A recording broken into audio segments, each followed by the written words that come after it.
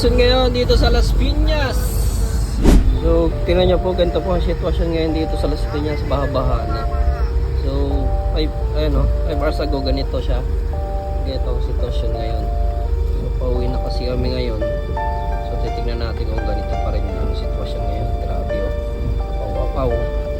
Apaw kanina oh. Sana madaan natin ngayon na hindi ganyan na. Apaw oh. So, ganito na ang sitwasyon ngayon sa Golden Acres Annex.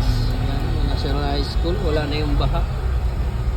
Bumaba na, wala na dito. Ayun. Oh, baha dyan kanina, 5 hours ago.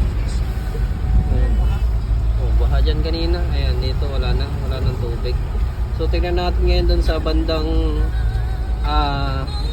Macdo. Ito yung bandang Talon 5 na Marcos Alvarez na Alphamart. Ayan, papuntang Macdo to. Kagabi dito dumaan kami, medyo malalim-lalim na dito kagabi. Wala na siyang tubig. Bumaba na. Ito yung Del Nor, wala nang tubig din. Bumaba na. Ang besin pala bumaba. Ito yung banda sa Macdo. Kagabi na malalim. Anong baha dito. Dito yun sa bandang yung Macdo. Wala na. Bumaba na. Tingnan natin sa papuntang Alabang, no?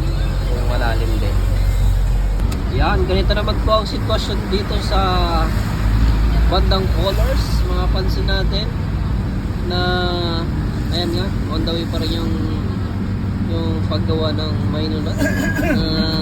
Tingnan natin yung bandang dyan kasi may ilog dyan eh. Umapaw kasi yung mga ilog kanina. Umapaw. Tingnan natin kung umapaw pa rin siya ngayon. Ayan, meron pa siyang konti. Ayan, konti na lang.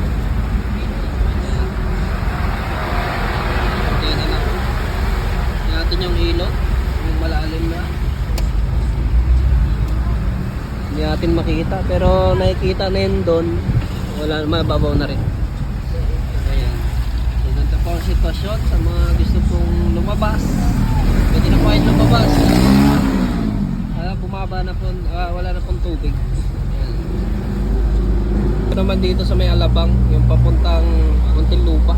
Ayan, wala na rin siyang baha dito. Ang time check po tayo 3:30 ng umaga. 3:30 AM. So yun, tanong natin sa bayaw ko kung baha pa rin doon. Kasi taga doon siya eh. Sa Muntinlupa siya galing. Darche! Baha pa rin doon? Baha pa rin doon sa Muntinlupa? Wala na? Wala na daw guys. Ayan. Pwede na kayong dumaan. Wala nang baha.